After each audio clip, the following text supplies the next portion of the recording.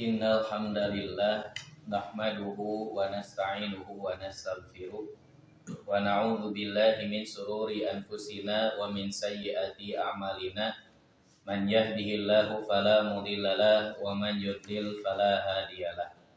Asyhadu an la ilaha illallah wahdahu la syarikalah wa asyhadu anna Muhammadan abduhu wa rasuluh amma ba'd. Qala Allah Ta'ala fil Qur'anil Karim, a'udzu billahi minasyaitonir rajim, la yamassuhu illal mutahharun. Ikhwati iman jamaah hadirin rahimakumullah. Alhamdulillah dina dengan ieu dina waktos ieu urang masih dipaparin kesehatan, kesempatan tur kamampuan kanggo nohonan salah sawios kawajiban urang salaku umat muslim nyaeta tolabul ilmi. Mudah-mudahan niat anu kapatri dina hate urang sing saterasna inti go amardotillah oge lengkah urang di bumi masing-masing dugi ka ieu masjid dicatat ku Allah Subhanahu wa taala jadi amalan makbulan sakaligus ngajantenkeun kifarat kanggo dosa-dosa urang sadayana. Ikhwati iman jamaah hadirin rahimakumullah. Insyaallah untuk bahasan kesempatan ini kita akan mencoba membahas berkaitan dengan hukum menyentuh mushaf bagi yang junub dan berhadas. Jadi yang junub dan berhadas. Jadi mushaf. Apa yang dimaksud dengan mushaf di sini? Yang dimaksud dengan mushaf di sini adalah mushaf Al-Qur'an. Berbagai macam pendapat berkenaan dengan menyentuh mushaf. Apakah harus wajib wudu terlebih dahulu? Kemudian tidak boleh sampai menyentuh, hukumnya haram gitu. Maka ketika dihukumi haram untuk menyentuh mushaf bagi orang-orang tertentu, ketika menyentuh berarti dosa gitu. Nah, maka dalam hal ini inilah salah satu keistimewaan Al-Qur'an di mana kita harus betul-betul menjaga gitu kan. Keistimewaan Al-Qur'an itu bukan hanya dari segi makna-makna yang terkandung di dalam Al-Quran, tapi fisiknya pun itu pun harus kita jaga. Tapi bagaimana dengan masalah-masalah yang kita hadapi berkaitan dengan menyentuh mushaf atau menyentuh Al-Quran? Maka tentunya perlu kita bahas dari kedua pendapat tersebut. Yang pertama ada yang melarang, yang kedua ada yang membolehkan. Nah, mana anu kurang dicana?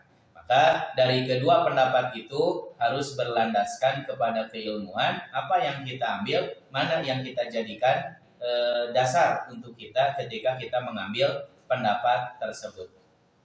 Baik, sebagaimana makalah yang sudah ada, coba kita lihat berkaitan dengan perbedaan di antara para ulama mengenai hukum menyentuh mushaf bagi orang yang junub atau berhadas. Maksudnya di sini hadas kecil ya Pak ya, gitu.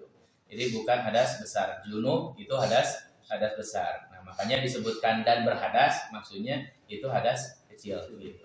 Nah, yang pertama, alasan para ulama yang berpendapat bahwa orang berhadas haram menyentuh mushaf.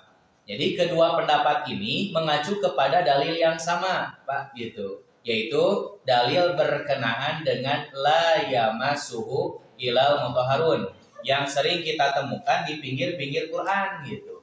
Jadi di pinggir Al-Quran itu ada tulisan la yamassuhu ilal mutahharun. Nah, coba kita lihat pendapat yang pertama. Di dalam kitab Al-Muhadzab Fikih Imam Syafi'i jilid pertama halaman 25. Wa yuhramu alaihi masal mushafa liqaulihi ta'ala la yamassuhu ilal mutahharun. Diharamkan baginya, yang dimaksud adalah orang yang berhadas menyentuh mushaf berdasarkan firman Allah, yaitu di dalam surat Al-Waqiah ayat 79. La yamassuhu ilal mutahharun. Tidak boleh menyentuh mushaf kecuali orang yang suci. Nah, jadi pendapat yang pertama mengharamkan bagi orang yang berhadas tidak boleh menyentuh mushaf itu berlandaskan kepada dalil surat Al-Waqiah ayat 79.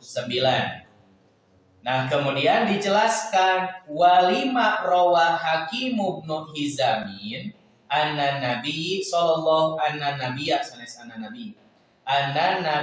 sallallahu alaihi wasallam qala la tamassal qur'ana illa wa anta tahiru. Kemudian juga disandingkan berdasarkan sebuah riwayat yang diriwayatkan oleh Hakim bin Hizam bahwa Nabi Shallallahu Alaihi Wasallam bersabda, janganlah engkau menyentuh mushaf kecuali dalam keadaan suci. Gitu. Jadi orang atau pendapat ulama yang berlandaskan atau yang memiliki pemahaman bahwa haram menyentuh mushaf bagi orang yang berhadas itu bukan semata-mata jol mengharamkan, tapi tidak, mereka juga itu berpendapat gitu, berpendapat berdasarkan dalil-dalil. Yang pertama surat Al-Waqiah ayat 79, kemudian disandarkan juga kepada hadis yaitu yang diriwayatkan oleh Hakim bin Hizam bahwa Rasulullah SAW bersabda, janganlah engkau menyentuh mushaf kecuali dalam keadaan suci, gitu Pak. Nah, kemudian yang selanjutnya di dalam tafsir Ibnu Katsir jilid kedua halaman 549, ulama yang menyatakan haram juga berdasar kepada penjelasan tafsir Ibnu Katsir di dalam kitabnya jilid ke-7 halaman 545. Wa qala akhiruna, mereka berpendapat la yamassuhu illal mutahharun, tidak boleh menyentuh Al-Qur'an kecuali yang suci. Ai yaitu binal janabati wal hadasi, orang yang junub dan orang yang berhadas kecil, gitu. Jadi makna di dalam ayat ini menunjukkan kepada orang bahwa orang yang junub atau orang yang berhadas kecil berarti dilarang menurut pendapat mereka yang mengatakan bahwa menyentuh mushaf itu haram bagi orang yang junub dan berhadas. Wa qalu, nah qalu kemudian mereka, menurut mereka, walafdul ayati khobarun, jantan berpendapat mengenai ayat ini bentuknya khobar. Nah iya rada lumayan ya gitu. Tong ijo ngarengham. Gitu.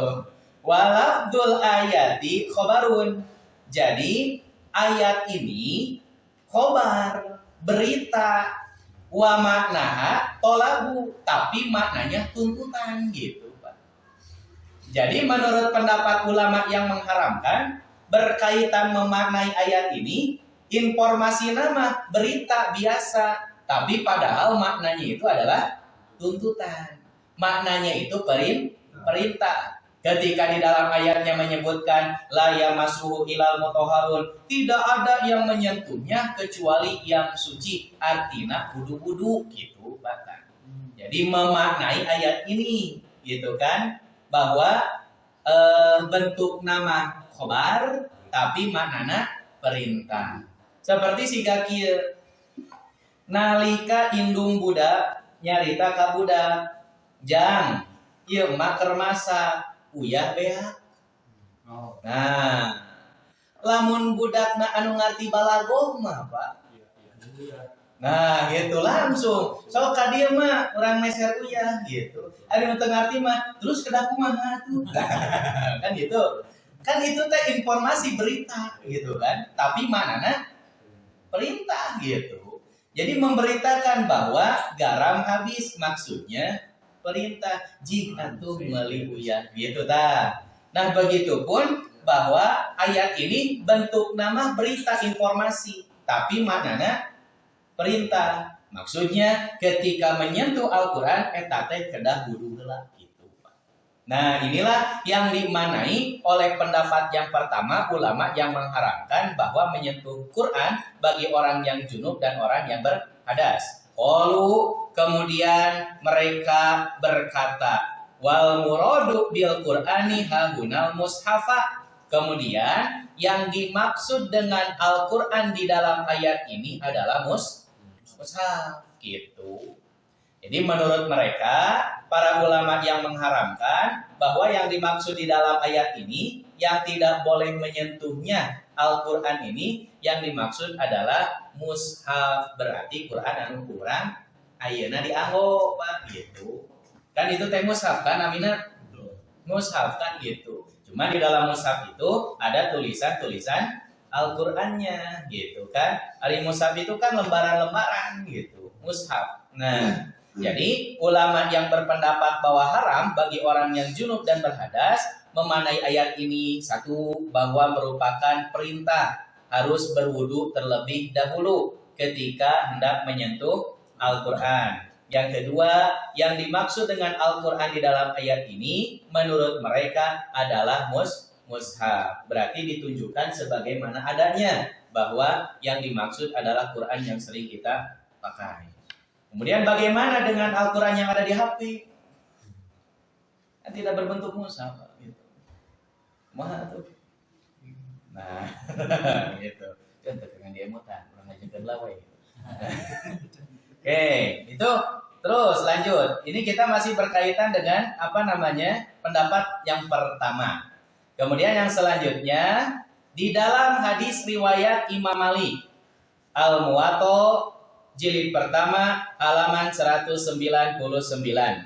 Hadasani Yahya an Malikin an Abdullah ibni Abi Bakr ibni Hazmin anna fil kitabi alladhi katabahu telah menceritakan kepadaku Yahya bin Malik dari Abdullah bin Abi Bakar bin Hizam bahwa dalam tulisan Rasulullah Shallallahu Alaihi Wasallam yang ditulis olehnya katabahu Rasulullah Shallallahu Alaihi Wasallam li Amr bin Hazmin untuk Amr bin Hazm.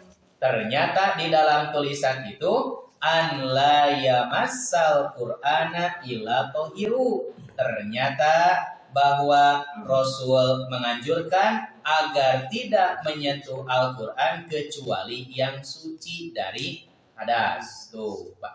Ya, tah. Nu jadi dalil teh gitu kan. Selain ayat surat Al-Waqiah ayat 79. Kemudian tadi riwayat Amr bin Hakim bin Hizam. Kemudian hadis ini juga dijadikan sebagai landasan. Nah, kemudian ternyata Pak dijelaskan di dalam kitab Nailul Autor jilid pertama halaman 243. Wa qad dha'afahu Nawawi wa Ibnu Katsirun fi irsadihi wa Ibnu Hazmin wa haditha Hakim ibn Hazmin wa haditha Amr ibn Hazmin jami'an. Ternyata dalil-dalil yang dipakai sebagai landasan untuk mengharamkan menyentuh mushaf bagi yang junub dan orang yang berhadas menurut di dalam kitab Nailul Autor Imam An-Nawawi dan Ibnu Katsir dalam Al-Irsyad dan Ibnu Hazim mendoibkan hadis Hakim bin Hazm anu tadi Pak pertama. Kemudian hadis Amr bin Hazm anu nembe gitu. Kedua-duanya. Nah, janten ternyata hadis yang dipakai sebagai landasan pengharaman menyentuh mushaf itu dhaif gitu kan. Bahkan Ibnu Katsir sendirinya menyebutkan meskipun dianggo sebagai dalil atau sebagai landasan mengutip dari pendapat Ibnu Katsir. Tapi ketika disertakan hadis-hadis berkenaan dengan bahwa Rasul melarang tidak boleh menyentuh mushaf bagi orang yang junub dan bagi yang hadas, ternyata oleh Ibnu Katsir, Imam An-Nawawi di dalam Al-Irsyad dan Ibnu Hazim mendoibkan hadis Hakim bin Hazm gitu. Nah, Pak, kita mah harus tahu sampai ka dieu gitu. Maksudnya naon? Ketika ada yang berpendapat gitu kan, berkaitan dengan ada yang mengharamkan, ada yang membolehkan gitu. tos kedah urang teh terang komo upami membahas berkenaan masail. Ari masail mah kita juga harus menguasai yang dijadikan landasan oleh lawan bicara kita gitu. Dua hafal. Malah belum tentu juga orang yang berpendapat selama ini mengatakan bahwa haram hukum menyentuh mushaf bagi yang junub dan hadas, buat terangin buat itu kan. Dasarna teh gitu. Atau hanya sebatas berlandasan kepada satu ayat eta Al-Waqiah la yamassuhu ilal mutahharun gitu kan. Teu meunang teu wudu mah. Kan itu nganggo dalilna teh ieu we gitu kan.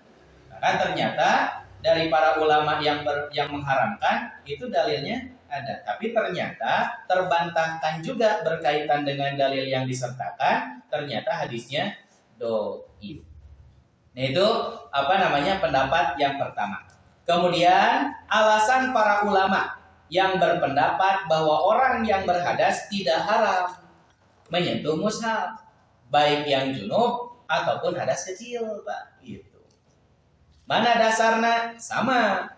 Malah menjelaskan atau secara tidak langsung memberikan bantahan berkaitan dengan pengharaman orang yang berhadas atau junub menyentuh mushaf dengan dalil Quran surat Al-Waqiah eta.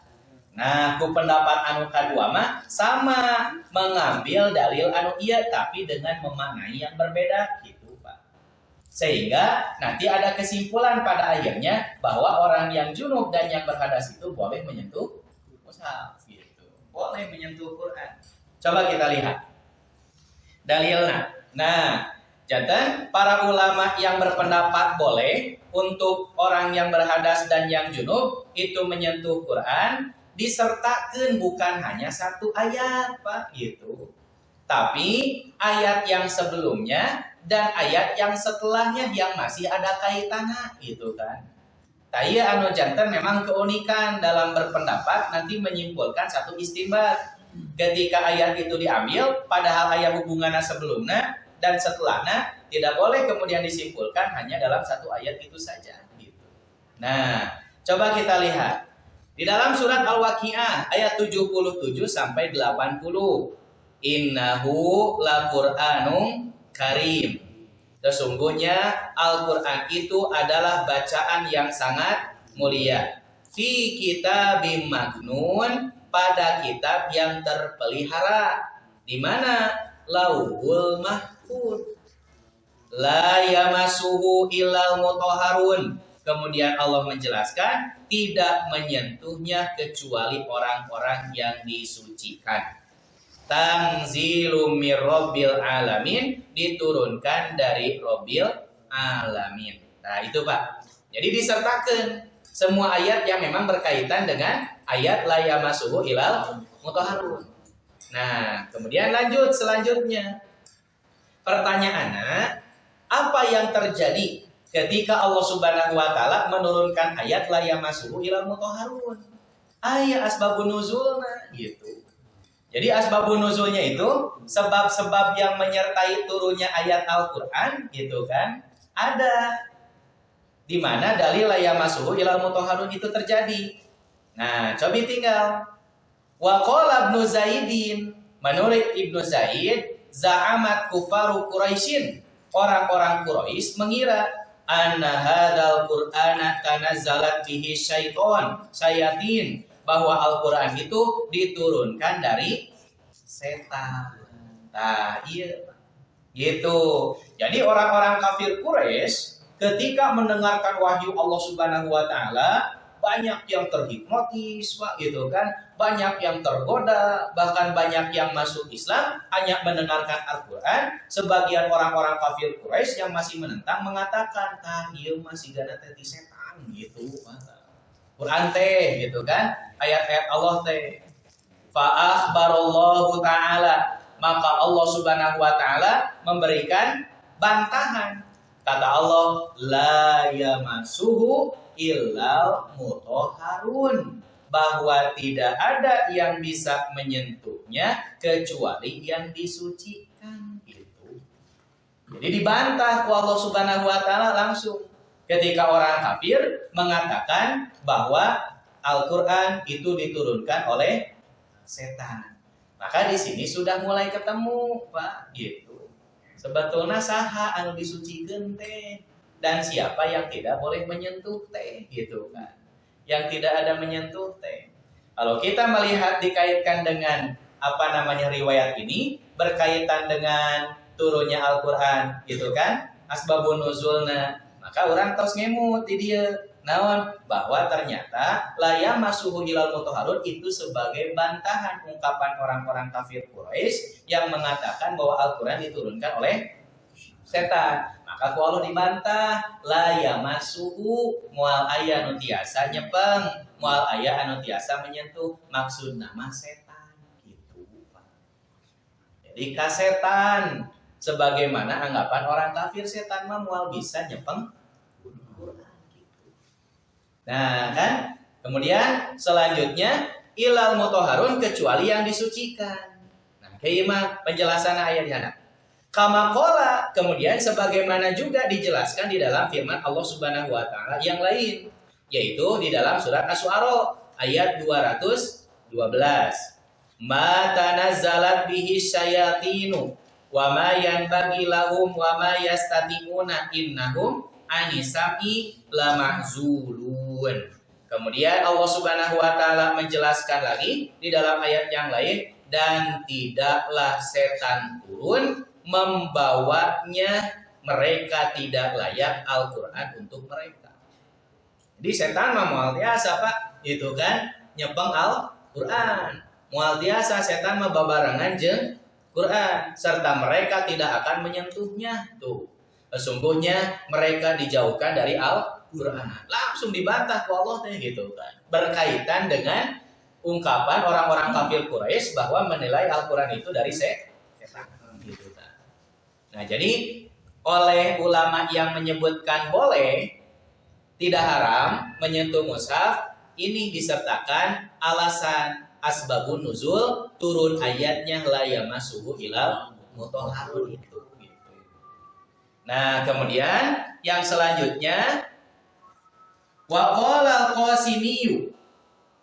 Al-Qasimi berkata, wa dhahiru ruju'ahu ilal kitab, yang jelas domir itu kembali ke Alkitab. Domir mana? La yamassuhu. Hu itu, Pak, kata ganti. Disebutna di bahasa Arab teh domir. Hu teh kata ganti. Berarti aya anu digantikeun. Naon anu digantikeun teh? Menurut Al-Qasimi yaitu Alkitab.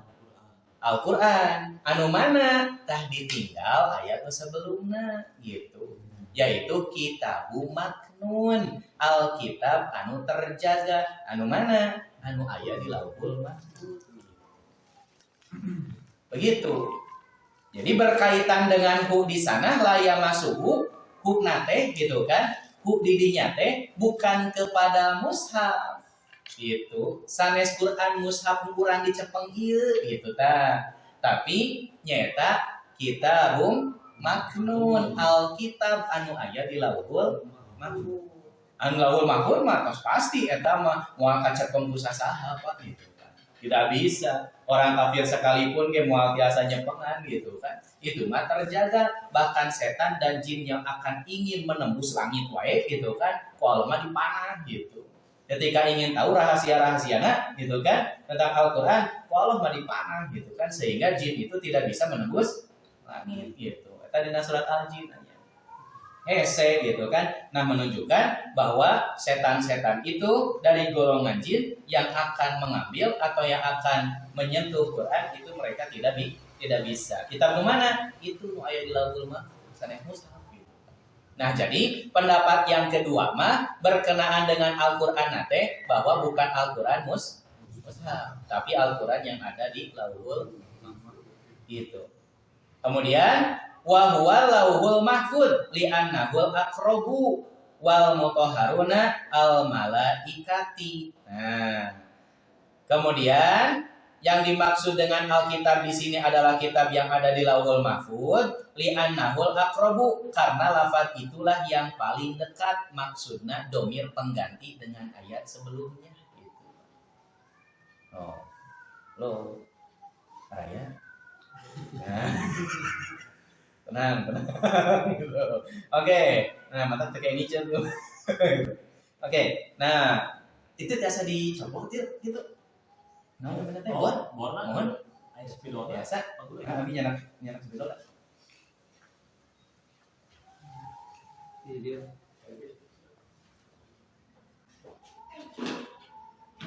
Karena menghapuskan ya.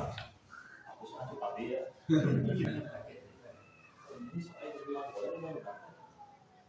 Peci ya, peci. Oh iya.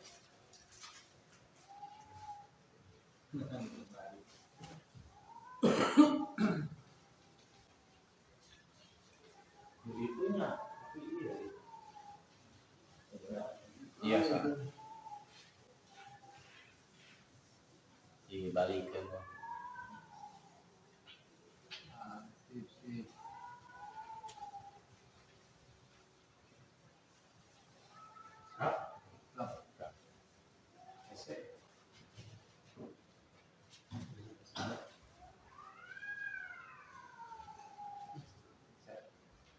Sekali dia lah ini. Bukan.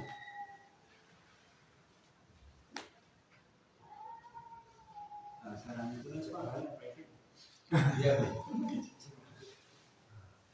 Nah. Ada di saya mau panggil sama ya. Lah. Mana itu? Baru digeser ya sekarang. Yes. Siap.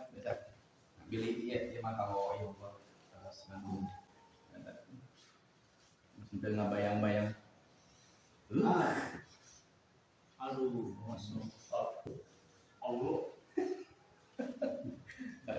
Walaupun ayah ngecek. Ya, sambil ya antosan mudah-mudahan ya.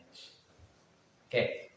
Nah, ini nyeten polana Pak, dasar pemikiranna uih deui patokana kana la yamassuhu ilal mutahharun. Nyatan pendapat anu kadua mah bahwa bolehnya menyentuh mushaf bagi orang yang junub dan orang yang berhadas kecil itu menjelaskan berkaitan dengan la yamassuhu ilal mutahharun, tidak boleh menyentuhnya kecuali yang suci. Hiji, bahwa yang dimaksud dengan tidak boleh menyentuh eta teh bantahan kepada setan, bahwa setan mah moal tiasa nyepeng Quran. Jadi sanes kajalmi gitu. Hu Al-Quran, yang dimaksud dengan hu Al-Quran di sana itu bukan Al-Quran. Naon namina teh? Biasa atas itu keningan eta jong gitu. Nah, hu di sana yang dimaksud adalah Al-Quran. Al-Quran mana? Upami hanya sebatas menyertakan satu bungkul ayat moal kapenda, padahal ada kaitan yang digantikan yaitu Alkitab ayat sebelumnya gitu kan. Nah, naon namina teh fi kitabim maknun, yaitu kitab yang terpelihara. Ayat anu 78 gitu kan. Jadi bukan mushaf. Pendapat nu kadua mah menyebutkan Quran teh. Upami pendapat nu kahiji makan bahwa yang dimaksud dengan Quran dina ayat eta teh mushaf gitu. Tapi pendapat anu kadua mah Quran teh bukan Quran mushaf, tapi nah itu Quran teh anu aya di Lauhul Mahfuz. Itu ta Pak.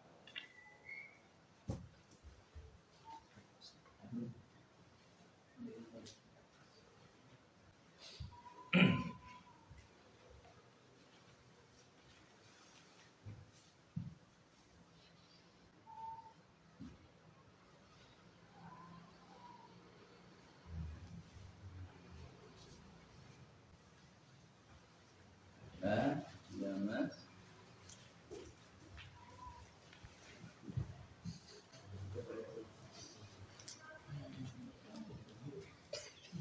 Ya tidak apa-apa. Kantor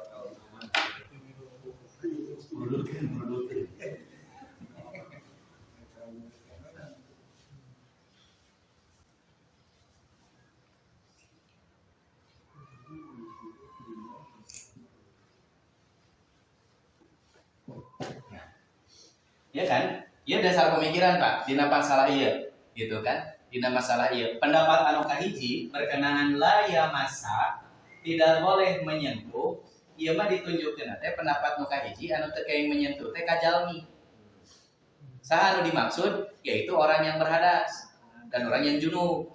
Jadi orang yang junub, orang yang berhadas itu haram menyentuh mushaf. Jadi pendapat nu kahiji mah la yamassa tidak boleh menyentuh teh di dia teh nyaeta manusia.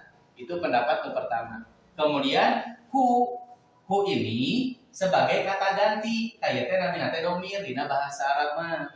Aya ilmu nahwu engke ku Pak Guru didugikeunna gitu kan. Bab nahwiyah mah. Nah, hu di dia teh ieu teh kata ganti. Otomatis aya nu digantikeun mana gitu. Nah, upaya pendapat anu kahiji, ieu teh dimanaina Al-Qur'an. Memang betul Al-Qur'an. Cuman Qur'an nu mana? Kalau pendapat anu kahiji mah bahwa Qur'an di sini adalah Qur'an mushaf. Qur'an sok urang dianggo, sok urang dicepeng, gitu. Kemudian ilal mutahharun, kecuali orang yang disucikan. Saha? Yaitu orang yang sudah berwudu. Nah, itu pendapat anu pertama. Simpel nama gitu kan. Nah kemudian pendapat yang kedua, sebelum membahas rincian ayat ieu gitu disampaikan terlebih dahulu ayat-ayat teh 2 ayat sebelumnya dan 1 ayat setelahnya. Kenapa disertakan? Karena ada kaitannya dengan ayat ini. Tidak bisa hanya memaknai kemudian disimpulkan suatu hukum hanya dengan memaknai 1 ayat ini saja. Nah, ketika membahas ini pendapat yang kedua ayat ieu maka disertakan juga informasi berkaitan dengan asbabun nuzulna Pak gitu. Jadi berkaitan dengan asbabun nuzul. Asbabun nuzul itu sebab-sebab yang menyertai turunnya ayat Quran. Itu saya menerjemahkannya seperti itu. Jadi bukan sebab-sebab turunnya Al-Quran, tapi sebab-sebab yang menyertai turunnya Al-Quran. Kalau dimanai sebab-sebab turunnya Al-Quran, kesiga kieu. Upami misalkan ayat-ayat anu teu aya sebab turunna turun moal. Moal kan gitunya. Berarti harus selalu ada sebab kan gitu. Nah, maka saya mau menerjemahkan teh asbabun nuzul itu sebab-sebab yang menyertai turunnya ayat Al-Quran. Itu mau ada kejadian ataupun tidak, ayat Quran mah pasti turun karena takdir Allah gitu kan. Nah, jadi disampaikan oleh pendapat yang kedua berkenaan dengan ayat ini, satu berkenaan asbabun nuzulna. Ternyata ayat ini sebagai bantahan bagi orang-orang kafir Quraisy yang mengatakan bahwa Al-Quran itu diturunkan oleh setan. Langsung dibantah ku Allah gitu. La yamassuhu la yamassa illal mutahharun. La yamassuhu illal mutahharun. Yang pertama dimaknai oleh pendapat yang kedua bahwa la yamassa itu bukan ditunjukkan kepada manusia. Itu tapi sebagai bantahan informasi dari orang kafir Quraisy, oh setan ceneta mata menyokot Quran teh, anu mau Quran teh, maka kalau dibantah la yamassa moal bisa nyepeng saha setan gitu Pak. Kemudian yang kedua, hu di sini juga sama dimanainya domir kata ganti, tapi pendapat ulama yang kedua ini menyertakan yang mana maksud hu di sini yaitu kalimat yang paling dekat yaitu ayat sebelumnya fi kitabin maknun, yaitu Al-Qur'an yang terjaga. Mana? Lauhul Mahfuz, bukan Al-Qur'an mushaf. Nah, dan pendapat ulama yang kedua mah memaknai hu di sini Qur'annya bukan Qur'an mushaf, tapi Qur'an yang ada di Lauhul Mahfuz. Coba Qur'an yang ada di mushaf biasa dipijen kepada orang biasa kan, biasa ditijak, biasa dibakar, kan begitu kan, terjaga, kan gitu kan. Nah, yang paling terjaga adalah Lauhul Mahfuz. Nah, kemudian yang kedua yaitu ilal mutahharun, kecuali yang disucikan. Nah, kecuali yang yang disucikan. Saha yang disucikan teh. Nah, tinggal di rumah kalah. Gitu. Ya kan upami urang awas ta. Upami di dalam terjemah nama artinya la yamassuhu ilal mutahharun. Tidak ada yang menyentuh Al-Qur'an kecuali orang-orang yang suci. Kan itu kan terjemah nate, dina terjemah Depal. Tapi kan kita tidak bisa menerjemahkan seperti itu. Harus betul-betul mendalami dan melihat tafsirnya. Ternyata saat harus ditinggal mah mungkin yang dimaksud itu orang-orang atau siapa?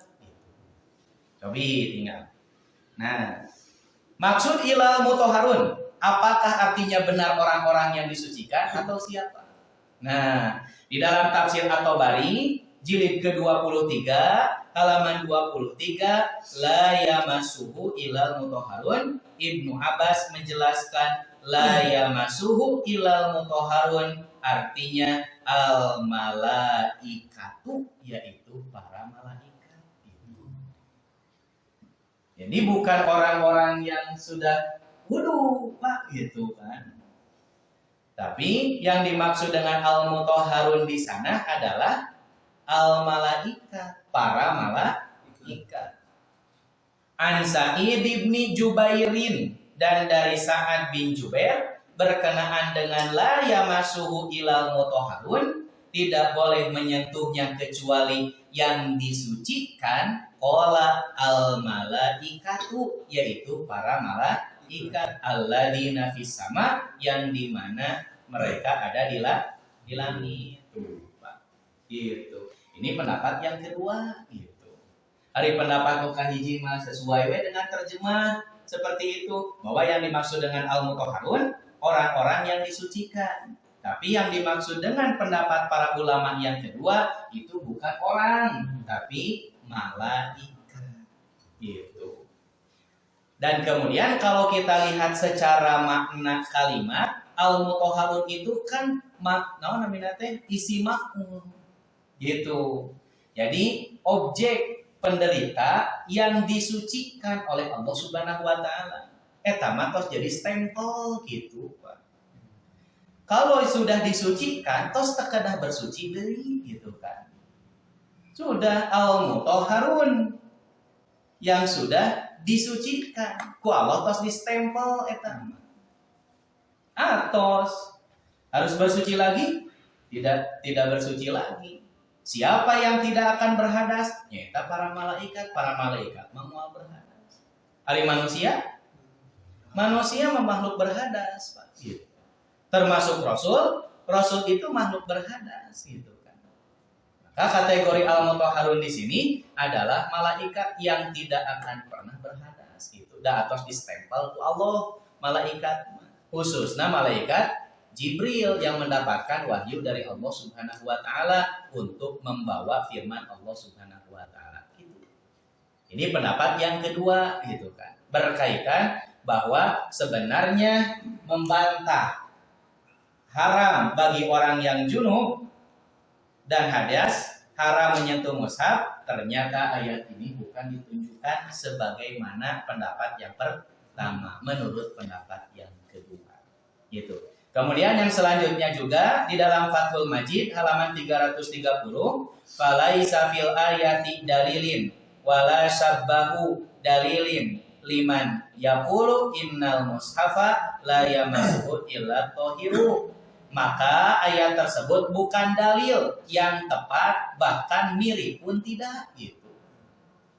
Untuk dijadikan alasan bagi mereka yang menyatakan mushaf tidak boleh disentuh kecuali orang yang suci dari hadas.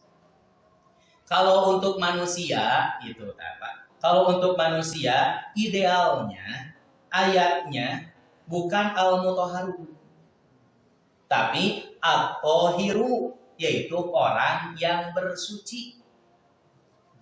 Orang yang bersuci. Karena manusia mah ketika ingin suci itu harus ada usaha dulu, gitu Pak. Wudu gitu kan. Ente jo langsung distempel ku Allah, tidak. Tapi manusia mah berusaha dulu, wudu gitu ta. Seperti itu. Maka harusnya kalau ditunjukkan kepada manusia atau hiru, karena manusia mah kalau ingin suci teh aya usaha heula gitu. Tapi karena di dalam kalimat ayatnya al-mutahharun gitu kan, orang yang disucikan di sini ternyata bukan menunjukkan kepada orang, tapi kepada malaikat yang memang sudah punya stempel di Allah Subhanahu wa taala. Tos henteu bersuci deui malaikat mah da tos suci eta mah begitu. Kalau manusia mah hadas wudu, hadas wudu, hadas wudu, di stempel suci belum gitu. Jadi ketika ada usaha baru gitu. Orang itu suci gitu setelah wudu. Nah, kemudian yang selanjutnya yaitu Quran surat Abasa ayat 13 sampai 16 fi suhufim mukarramah marfu'atin mutahharah bi aidi safarah kirim bararah. Di dalam kitab-kitab yang dimuliakan, yang ditinggikan lagi disucikan di tangan para penulis. Yang dimaksud adalah malaikat yang mulia lagi berbakti gitu. Jadi yang dimaksud dengan al-mutahharun itu bukan ditujukan kepada manusia, tapi maksudnya adalah malaikat. Nah, maka simpelnya berkaitan dengan ayat la yamassuhu ilal mutahharun, pendapat ulama yang kedua, la yamassa, tidak ada yang menyentuh atau tidak boleh menyentuh anu dimaksud yaitu setan. Hu Al-Quran, pengganti kitab kalimat ayat sebelumnya, yaitu bukan kitab mushaf tapi kitab yang ada di Lauhul Mahfuz. Kemudian illa al-mutahharun, terjemahnya ternyata bukan orang yang disucikan tapi adalah yang disucikan ku Allah. Siapa? Ibnu Abbas berpendapat al-malaika. Kemudian Sa'id bin Jabir yang dimaksud adalah al-malaika juga. Gitu. Jadi bukan kepada manusia. Maka kesimpulan dari pendapat yang kedua, ternyata sedikit pun mirip atau cocok kalau ditunjukkan, dipakai dalil ini sebagai haramnya bagi orang yang junub dan berhadas menyentuh mushaf. Saur pendapat anu kadua teh gitu. Ya dan teu nyambung gitu Pak. Saur nu kadua mah upami ditunjukkan kepada orang. Karena pada hakikatnya ayat-ayat ini menunjukkan bantahan setan anu disangka teh. Kemudian Quran bukan Quran mushaf, tapi Quran yang ada di Lauhul Mahfuz. Kemudian al-mutahharun di sini bukanlah kepada orang tapi kepada malaikat. Jadi upami ternyata dirinci dengan memahami pendapat muka dua, memang ayat tujuan ke orang ayatnya. Untuk pendapat yang kedua itu, maka disimpulkan untuk ulama pendapat yang kedua boleh itu bagi orang yang junub, bagi orang yang berhadas menyentuh mushaf itu tidak menjadi masalah. Begitu Pak. Nah, terakhir pendapat Ibnu Abbas di dalam kitab Fikih Sunnah jilid kahiji halaman 57. Wa dhahaba Ibnu Abbasin wa Sya'biyyu wa Dhahaku wa Zaid bin Ali wal Muayyidu billah wa Dawud wa Ibnu Hazmin wa Hammad bin Abi Sulaiman. Ibnu Abbas, As-Sya'bi, Ad-Dhahak, Zaid bin Ali, Muayyad billah, Dawud ibnu Hazam, dan Hamad bin Abi Sulaiman. Ila annahu yajuzu lil muhtisi hadasan asghara minal mushafi. Mereka telah sepakat berpendapat bahwa orang yang berhadas kecil boleh menyentuh mushaf. Wa amal qiraatu, adapun membaca tanpa menyentuh, biduni masin, tanpa menyentuh, ufahiyya jaizatun ittifaqon, maka itu boleh dan itu disepakati bersama. Itu Pak. Jadi untuk membaca nama boleh eta teh, tapi dalam menyentuh, nah eta dalam menyentuh mah untuk yang khususna anu junub hadas besar, para ulama berbeda pendapat gitu. Tapi ari anu hadas kecil mah silakan menyentuh. Kemudian membaca tanpa menyentuh, apalagi itu mah disepakati oleh para ulama sadayana gitu. Begitu Pak. Nah, katun mana nu kurang dicana gitu.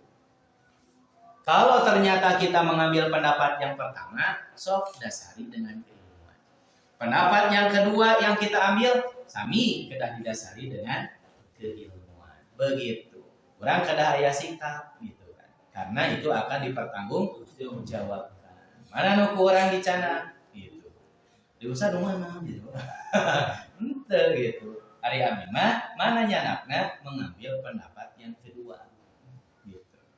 Secara pribadi mengambil pendapat yang kedua bahwa bagi yang junub sama yang berhadas itu silakan saja. Yang tidak masuk akal itu ada yang berpendapat tidak boleh cenah menyentuh Quran mah kecuali anu terjemah. Tidak boleh menyentuh Quran mah kecuali nu aya tafsiran. Saya teh lieur gitu kan. Emang ari nu terjemah teh aya Quran gitu kan. Kan sama eta teh Quranan kene di dinya naon ge. Ayeuna anu tafsiran cenah tidak boleh anu Quran mah tapi nu tafsir mah boleh. Kayak gelaanan. Ari di nu kitab tafsir aya Quranan. Nya aya atuh rek tafsirkeun kumaha tah Quranan mah. Kan gitu. Nah, mata pendapat eta mah rada nyalan gitu. Aya nu berpendapat sih gitu. Nah, kenapa mah upami bade ninggal secara naon namina teh madhab gitu kan, pendapat muka hiji teh itu alasanna teh. Alasanna, tapi ternyata terbantahkan juga dengan pendapat Imam An-Nawawi dan Ibnu Katsir berkaitan dengan dasar atau hadis yang dipakai, ternyata hadisnya itu dhaif gitu kan. Begitu. Nah, kemudian untuk pendapat yang kedua sebetulnya secara tidak langsung itu membantah pendapat yang pertama berkaitan makna la yamassuhu ilal mutahharun, bahwa tidak tepat kalau dijadikan dalil untuk orang gitu, orang yang berhadas. Padahal ternyata dalil ini tidak ada sama sekali menunjukkan kepada orang manusia. Begitu. Tah eta lo aya itu tos lah sakitu eta ieu teh berkaitan dengan masalah hukum menyentuh mushaf. Nu head itu kan junub kan? Ada susah. Nah, boleh membaca Quran? Boleh, silakan. Menyentuh Quran? Boleh, mangga gitu. Mangga wae gitu. Abi mah henteu nyanteuna naon sok gitu. Tidak menyentuh Quran oge ngan ari macam mah boleh gitu. Mas sepakat para ulama oge gitu. Mangga ari dina bab menyentuh, nah itu anu berbeda di antara para ulama. Tapi sebatas maca hungkul macam gitu. Nah, dari abi pribadi untuk yang yang junub, misal bapak-bapak atau siapa temun gitu kan, tak acan sempat tiba gitu, masih kene berhadas besar, mau maca Quran, itu silakan. Gitu. Oleh guru tenang. Sekali malam kita ke pasar baca heula. Jadi itulah berkaitan dengan ini. Ada kan hadis-hadis atau ini para ulama yang menerangkan ketika membaca Quran itu lebih baik bersih dulu atau tidak? Ya itu teh kalau betna dina adab gitu. Jadi dina adab kan adab gitu kan, adab membaca Quran. Mung ari secara dalil mah baik itu hadisnya kan hadis-hadis ini yang disertakan. Sebagaimana pendapat yang pertama, la tamasal Qur'ana illa wa anta tohiru. Tidak boleh kamu menyentuh Al-Quran kecuali kamu dalam keadaan suci. Kemudian hadis nu kaduana, an la yamassal Qur'ana illa tohirun. Dianjurkan jangan menyentuh Al-Quran kecuali setelah bersuci. Nah ya hadisnya teh iya gitu. Cuman hadisnya dinilai dhaif gitu. Nah, maka abdi mah lebih menempatkan wudu heula teh eta mah sebagai adab gitu. Adab dalam membaca Al-Qur'an. Maka bahasana teu wudu oge teu jadi masalah. Mung upami wudu heula ya lebih bagus gitu. Silahkan. Tapi ulah dugikeun sampai menyebutkan haram. Kalau mengambil pendapat yang haram, silahkan nyanda, berarti kade hati-hati gitu. Keur mah urang teh tara mawa Quran, hadas wae tara wudu gitu kan. Karek nyepeng Quran berat, nah eta acan wudu heula. Haram upami nyepeng Quran dosa ketika sudah mengambil hukum yang haram, eta teh nyepengna hungkul. Jadi kalau mengambil pendapat yang pertama, haram menyentuh bagi orang yang berhadas, baik itu yang junub, hadas besar ataupun hadas kecil haram. Nah, maka abi mah menempatkeun ante dina bab wudu heula mah itu mah sebagai adab saja. Adab membaca Quran. Tapi ulah aya rasa siga kieu gitu. Ulah aya rasa biasa. Doholnya itu wudu teh gitu. Akhirnya mah teu maca gitu. Itu nalika ditita maca Quran, sok atuh baca Quran gitu. Kan baca wudu kita biasa. Biasa teu ngeunaheun kieu nya gitu. Da alasan teh gitu. Akhirnya mah teu baca. Nah, kalau misalkan ternyata ada rasa seperti itu, satu, memang mengambil pendapat yang pertama.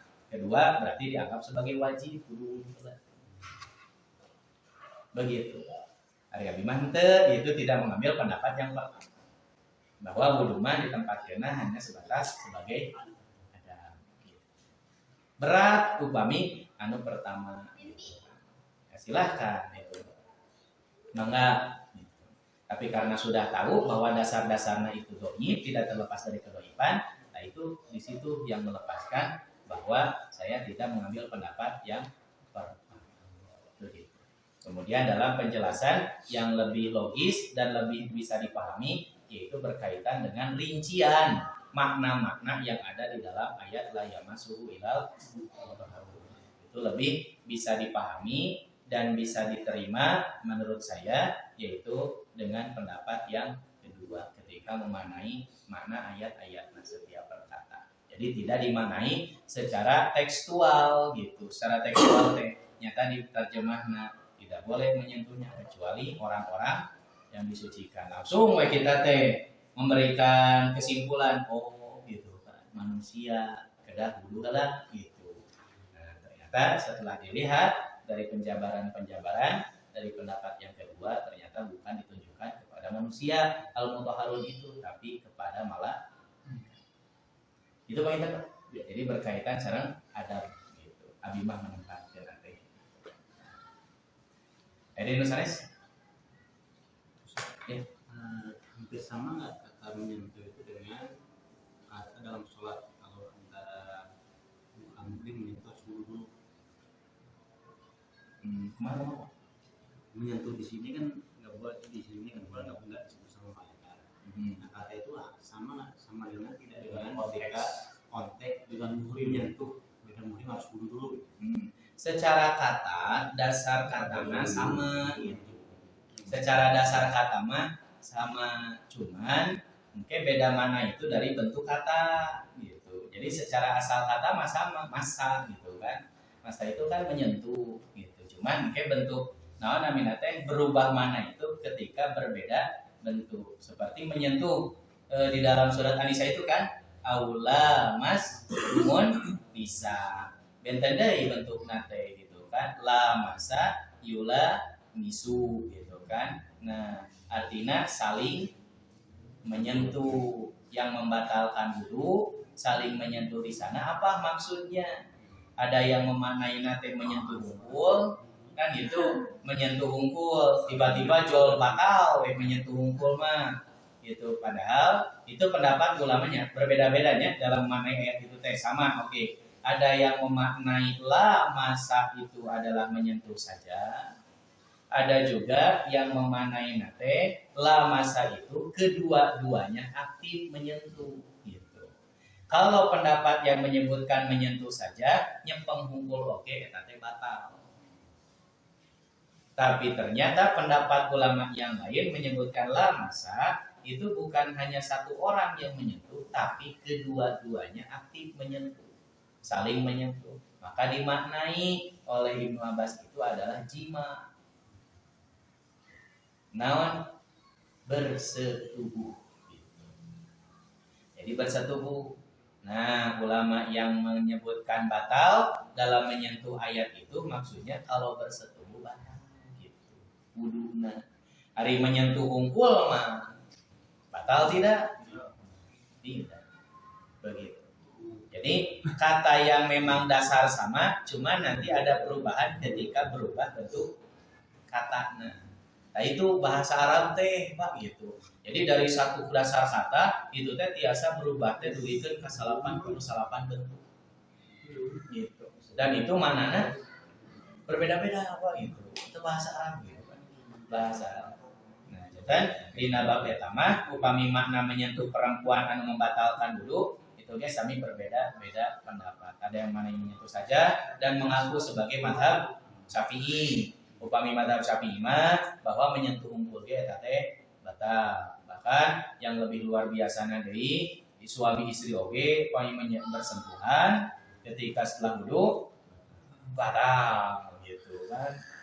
Nah, siga kituna gitu. Padahal terus nikah semuanya juga halal gitu. Maka nanti terbantahkan ketika menyebutkan menyentuh batal dengan hadis Rasulullah SAW ketika tahajud. Kan gitu, Rasul tahajud. Siti Aisyah kan membentangkan kaki. Itu cukup Pak kalau sujud nawe eta bumi Rasul ya Pak. Kamu sujud nawe gitu kan. Kamar Rasul teh saking ngeurina gitu. Itu Rasul gitu. Ari urang mah gitu. Gulit dikad itu kali oge jak sujud mah aya lega gitu. Jadi Rasulullah saking sempitna gitu.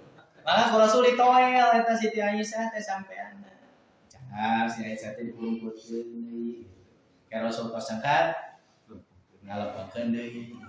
Noel deui cing. Ari saatosna Noel diteruskeun teu salat tahajudna. Ya terus lanjut tetep batal kan gitu. Ini suami istri mah batal. Bahkan anu bukan mahramna oke sampai batal atau tidak gitu. Abi mah jangan mengambil pendapatnya anu memang tidak batal, bukan mahramna. Jadi baik itu suami istri ataupun bukan mahram menyentuh itu tidak sampai membatalkan wudu. Jadi mengambil pendapat yang memang tidak membatalkan. Terus kumaha tuh bukan mahram itu mah haram Pak gitu.